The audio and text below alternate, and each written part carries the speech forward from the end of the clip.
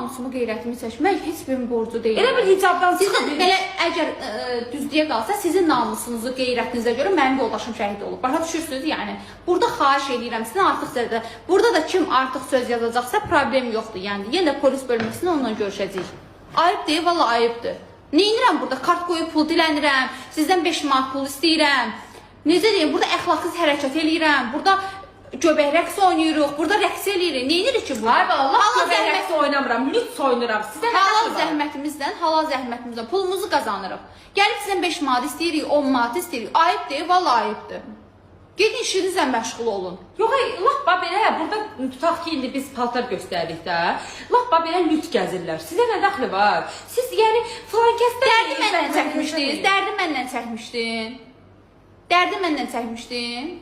Mənlə bir yerdə dərd çəkirdin, ağlayırdın mənlə bir yerdə. İndi mən də gəlib artıq əksik yazırsan. Mən beləyəm, mən yenə deyirəm.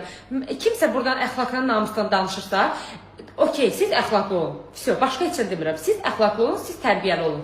Hamının da bir dənə söz var, bir dənə kitabdan, yox, hansı, yəni dünya şöhrətli bir xadimin sözüdür də.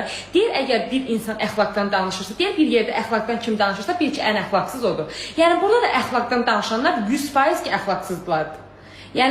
Yəni, əxlaqımızı özünüz qoruyun. Bizim əxlaqımızı qorumaya ehtiyac yoxdur. Siz nəfər bizə baxır.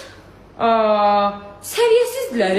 Yox, elə bil ki, kimsə şəhid yoldaşı olanda ondan əvvəl hicabda olub və yaxud qaldırıb qoyurlar onu şey eləməyə. Pirdir, nədir? O da insandır da, sizin kimi qızdır da, cavan, göyçək qızdır. Nə geyinməlidir ki? Mən qorumaq sizdə qalır.